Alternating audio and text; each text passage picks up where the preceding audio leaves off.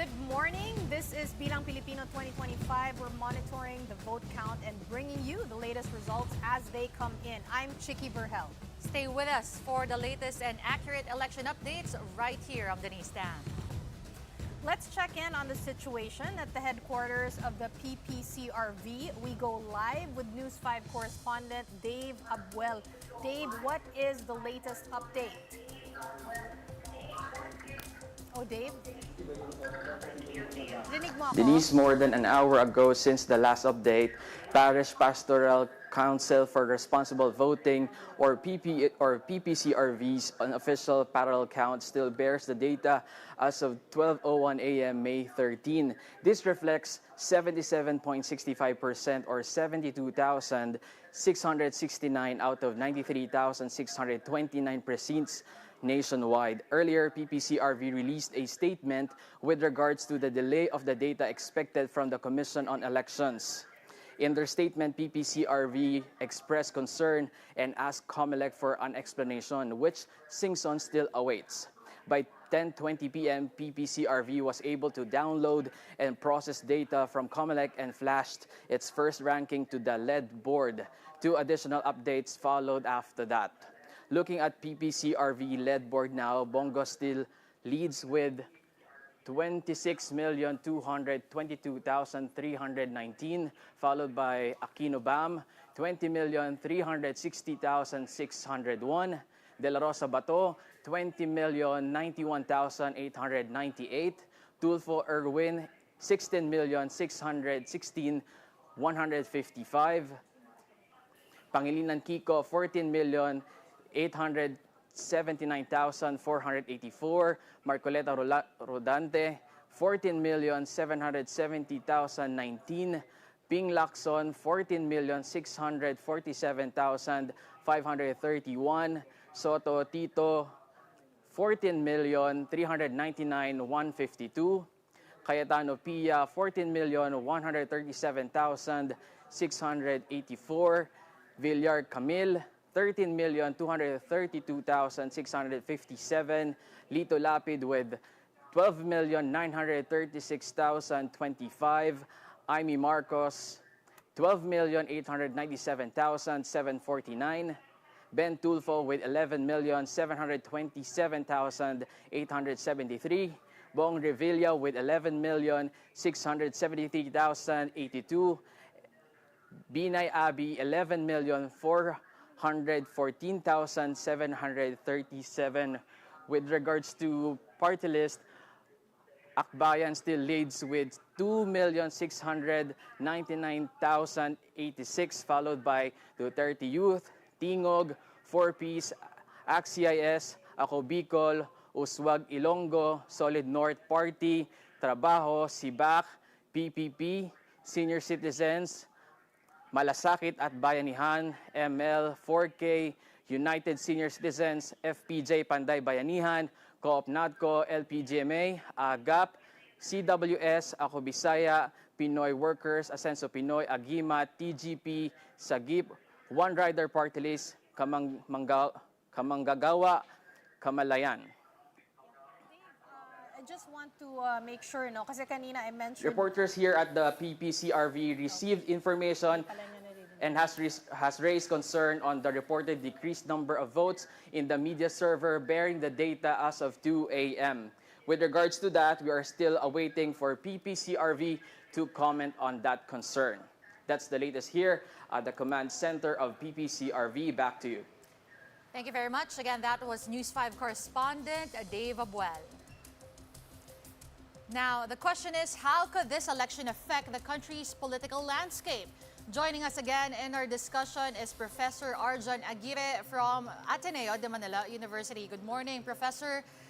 Again, yung survey, yung accuracy, and the results show that surveys could be wrong. Actually, nakita natin yan, ang daming pasok sa top 12, top 5 even, na hindi natin nakikita in the past surveys. So, what do you make of it?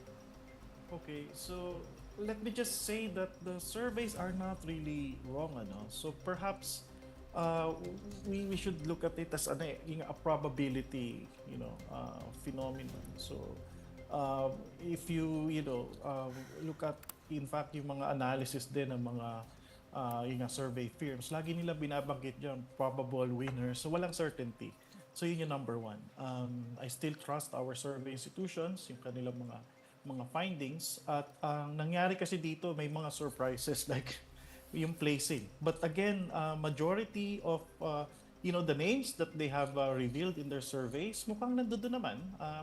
Except yung nga yung mga placing. So, ang marahil na explanation dito, as I have mentioned earlier, is that in the last month leading to the election day, maraming mga undecided voters. So if you look at yung result din ng Pulse Asia, yung fill-up rate nasa 8 lang eh. Ibig sabihin, majority ng kanilang respondents, 8 lang yung parang nasagutan nila doon. So merong 4 pa na hindi nila napi-fill up. So perhaps this explains why, yung iba mga candidates tumaas, bumaba. Now, yung number 2 naman na explanation kung bakit marahil hindi parang naging accurate yung mismo naging prediction ng ating mga survey firms ay yun nga yung mismong galaw din ng sentiments ng mga tao. So, if you remember, yung mismong arrest the former President Rodrigo Roa Duterte, yung impeachment, na case na forward na rin sa Senate just this year, makita nyo na sudden yung movement ng mismong support or yung mismong preference points ng mga allies ni Duterte. So makita natin na merong paggalaw at connected siya dun sa mga sudden events, yung mga big, issues na nag-emerge, this year. So yun yung marahil sagot na, for this election day, makita nyo na bakit yung mga nasa top ng mga nakaraang buwan na mga alyansa, bakit bigla sila nawawala? Dahil nga yung trajectory. Makita ninyo yung pattern from, March, April, makita nyo na bumababa talaga yung mga alyansa candidates, tapos yung mga kaalyado ng mga Duterte, sila yung umaangat. Prof, si Chicky Verhelto, no? As of this point, itong top 12 natin, let's say ito na yun, no? Kasi may possibility naman daw, sabi kanina ni Professor Guido David, that this is the composition na of top 12, no? If ito yung composition ng top 12, how do you see this affecting the impeachment trial? So let me just, also say that even before the midterm elections, malaki na talaga yung chance na hindi mako-convict yung Vice President Sara Duterte. Again, based ito sa mga statements din ng mga incumbent senators, at yung mga outgoing senators, they were silent about their stand. Pero yung mga yung mga incumbent, talaga sinasabi na nila na divisive itong issue na ito, tapos ayaw din nila na magkagulo-gulo. So yun yung number 1. So yung mga incumbent. Now, given na ito yung result, merong midterm elections, tapos mukhang makaka-anim yung Duterte allies, considering that, Camille Villar would make it, and of course, Amy, papasok sila dun sa 4 pa.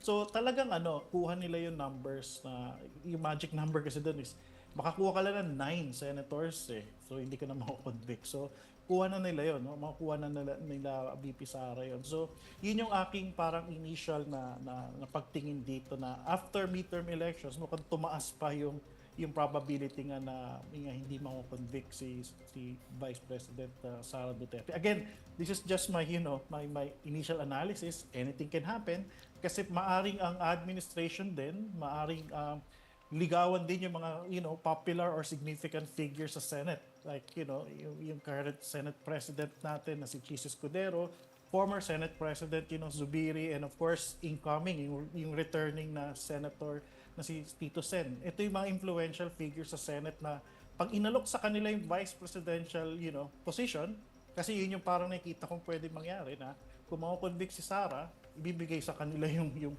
vice presidential position. So maaring makapull pa sila ng mga voters sa Senate. So yun yung isa pang factor, kaya sinasabi ko hindi pa rin certain yung hindi mako-convict si Sara. So it would really depend on how good the administration is in handling the situation, assuming that they are really in control of this impeachment process. Are you seeing some changes in Filipino voter preference? Kasi ang sabi kanina ni Professor Ranjit Rai, if I'm not mistaken, no, na siya yung nagsabi, tapos na daw ang bobotante era. Ay, wala naman po talagang bobotante era. Ako hindi rin po ako naniniwala. Marami po sa amin mga social scientists, we know this phenomenon that Filipino voters are thinking voters. Marami lang sigurong frustrated in the past na yun nga, because yung mga nai-elect natin mga politicians, mga senators ay hindi siguro tugma dun sa mga standards ng mga sabihin nating learned or elite, mga educated. Again, para sa akin, hindi po bobotante ang may dahilan doon. Kasi ang punto po dito is bawat botante meron silang dahilan sa pagboto ng kanilang mga kandidato. So binoboto po nila yung mga artista, binoboto po nila yung mga popular kasi yun nga, nakaka-identify sila eh. Ibig sabihin, kilala nila yung tao, tapos madali nila nakikita na tumutulong, so binoboto nila yon. So, ang challenge po kasi dito, para dun sa mga qualified candidate is, parang mag-step up din sila sa pangangampanya. So, don't just assume that because of your educational background, your good, experience would bring you to the Senate or to the position that you're eyeing for. Kasi kailangan ka rin mag-effort na mangampanya. Know the language of the people, alamin mo kung anong issue nila, makipag-usap ka even during the time na matatalo ka or mananalo ka sa iyong position. Talk to the people. Yun yung ginagawa ng mga popular na mga artista, mga sports, icons, mga media people eh. Kausap nila yung tao eh sa kanilang mga trabaho. Nag-entertain sila, lumalabas sila sa TV. So, again, yun yung challenge ko sa ating mga mga politicians din na if you really want to win elections, you should be there for the people. After elections, after manalo, kausapin mo yung tao, makibagay ka. All right, again, thank you, Professor Arjan Aguirre from Ateneo de Manila University. Okay, we'll pause for a short break. Stay tuned for more updates on the ongoing vote count. Sarap, ang dali. Bilang Pilipino.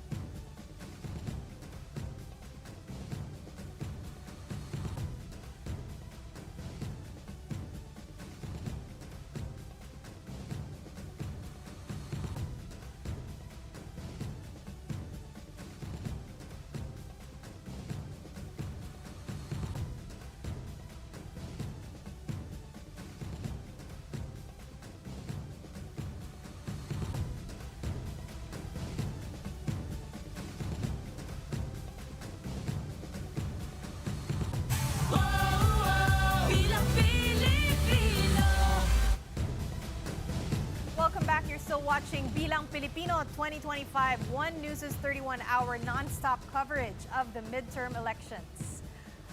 Brian Alcid has been officially proclaimed as the new mayor of Lawag City, Ilocos Norte, while Carlos Fariñas was also proclaimed as the winning vice mayor. For the details, we have mobile journalist Julie Baiza. Mga kapatid, ipinoklama na bilang bagong alkalde ng Lawag City dito sa Ilocos Norte si Brian Alcid. Nakakuha si Alcid ng kabuoang boto na 36,365. Ipinoklama rin na nanalong vice mayor ang re-electionist na si Carlos Fariñas. For context mga kapatid, magkaiba ang pinagmulang partido ni Fariñas at ni Alcid. Si Alcid suportado siya ni Pangulong Bongbong Marcos, habang si Fariñas naman running mate ng nakalaban ni Alcid na si outgoing Mayor Michael Marcos Quionne. Bagamat kamag-anak nga ni Pangulong Bongbong Marcos, hindi nakuha ni Quionne yung kanyang suporta at pag-endorso sa nangyari or katatapos lamang na eleksyon. Pagkatapos maiproklama, kaagad naman nagpasalamat si Alcid sa mga sumuporta sa kanya. 7 buwan daw siyang sinuportahan at talagang tinrabaho nila para magpakilala at ilatag yung kanilang plataforma sa bawat barangay. Naniniwala naman si Alcid na malaki yung naitulong ng pag-endorso ni PBBM sa kanyang pagkapanalo. Pero sa kabila niyan, hamon din daw yan para sa kanya para tiyakin nga na magpo-perform siya ng maayos o tutuparin yung kanyang tungkulin ng maayos. Kanina, dumalo rin sa proclamation ni Alcid sina Ilocos Norte 1st District Representative at Presidential son Sandro Marcos at si Governor Matthew Manotoc. Nagbigay ng kaunting pahayag si Governor Manotoc pagkatapos niya nga i-congratulate ang nanalong alkalde. Ang sabi niya, Lawag is in good hands again.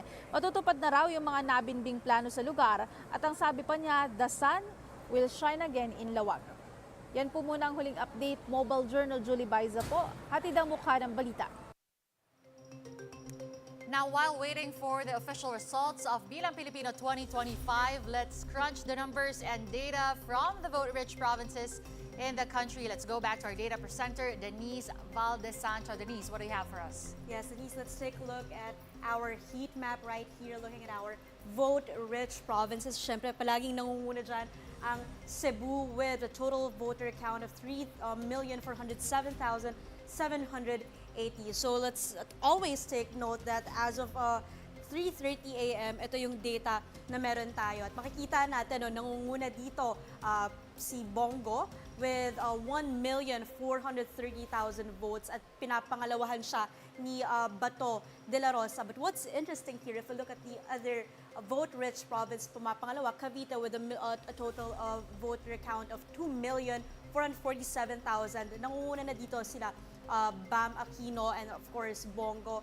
Here in Bulacan also nangunguna pa rin si Bam, and even in Pangasinan. So what's interesting here din kasi kasi nung pinag-uusapan natin with Prof. Aguirre kanina about surveys, Bam hindi naman siya nangunguna, pero ngayon even in the top 12 siya na ang let's take a look here, he is now the second with a total vote count of 16,777,000. Napansin ko lang, Denise, dun sa Cebu, no? Yes. If you go back to that, vote-rich provinces, Cebu, ito yung mga top candidates mo, Bongo, Bato de la Rosa, Jimmy Bondoc, Marcoleta, Camille Villar. Very much Duterte Nation. Yes. Ang Cebu, ang vote, Yes. nila, ang voting style nila. At saka yan talaga ang tina-target, Number one na tina-target because Cebu, Denise, Tokayo no? Denise and Denise. You can confirm that Cebu is actually the only province that hit the 3 million mark. Yes. Kaya silang talagang either dyan nagja-jumpstart o dyan nag-end yung mga campaigns. Yes, that's true. Ito yung mga nililigawan talaga mga probinsya ng mga mga candidates. Because if you win in these areas, well, best kung all, if you win in these areas, talagang ang laking tulong sa numbers. Especially yung L2L. Yes, here. Lingayen, Lingayen, Lucena. corridor here. Dahil nga sinasabi nila, ideally in surveys, kapag maganda yung standing mo dito sa L2L corridor, meron ka na ideally sure shot with the candidacy. Kung titingnan natin here in the National Capital Region, at least dito pa rin, nangunguna pa rin sila Bam Aquino, Bongo, Kiko Pangilinan, so that says a lot. Yeah. Ano na kasi, like for example, the NCR, Region 3, tapos yung Calabarzon, that makes up like a big chunk of the voters na talaga. Kasi yung sa Mindanao, kukunti Yeah. lang yun Yes. versus the ones in Luzon. Here. Yan. Over at the voting blocks. Right here. And then, the Solid North, L2L corridor, yung pinag-uusapan natin kanina.